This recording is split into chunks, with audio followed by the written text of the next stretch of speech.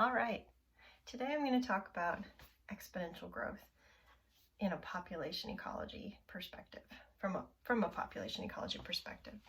So imagine that you want to think about population size at a time in the future. So what is the population size n at the time t plus 1? So sometime in the future. It could be 1 month from now, 1 year from now, okay? That would equal the population size at time t, now, plus any births in the population, minus any deaths in the population, plus any immigration coming in, minus any emigration with an E going out.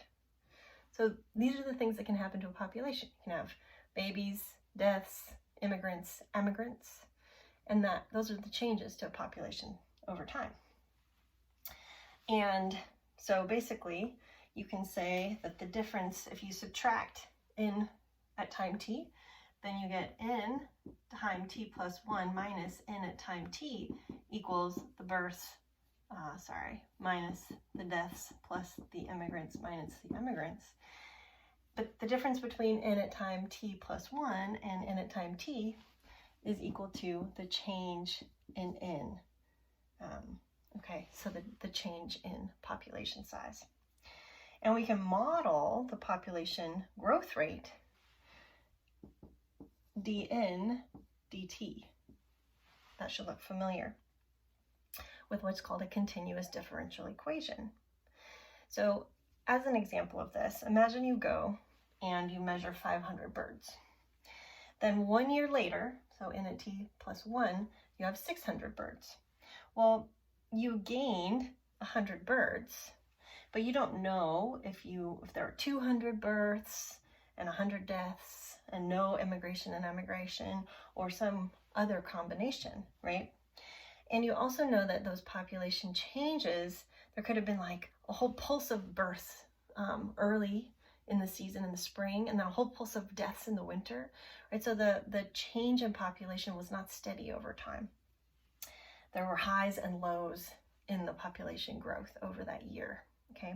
Just like when you're driving a car, you might on average go 65 miles per hour, but to get onto the freeway, you have to start off at 0, right, at the stop sign, and you have to accelerate really fast. You're going 10 miles per hour, 20 miles per hour, 30 miles per hour, all the way up to 65, and then you might hit some traffic and slow down to 45, right? So getting from place to place, this change in location, you have a velocity, but that velocity on average might be very different from the instantaneous velocity at any moment through your trip, okay?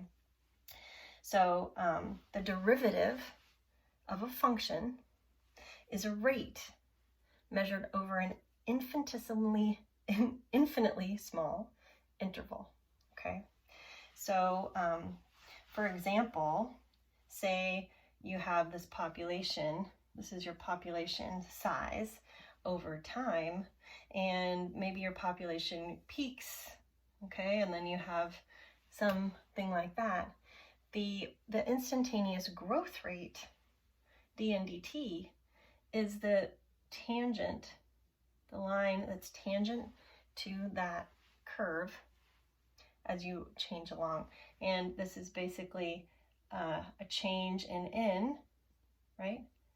Change in n and a change in time in this direction. Okay, so the change in n over change in time is not constant, and for exponential growth, dn dt is equal to r times the population size, and r is the instantaneous growth rate. So we can model, we often model population growth where we aren't considering immigration or emigration, where we're just focusing on births and deaths. And then we can simplify things a little bit. So say,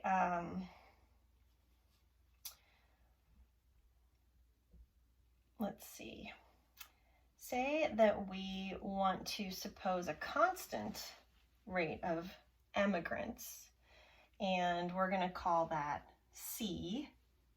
Then we could include that into our model here.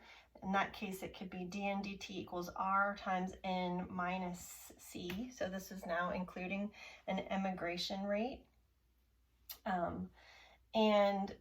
Or we could say that then we could actually calculate if we solved for the equilibrium. So if we set this at 0, if we say that's 0, we solve for the equilibrium, then we get Rn is equal to C, or we get N is equal to C over R. And when we solve for 0 for the equilibrium, we're wondering, when will our population stop growing? Okay, and then this this would tell us the population size at which our population stops growing. We can also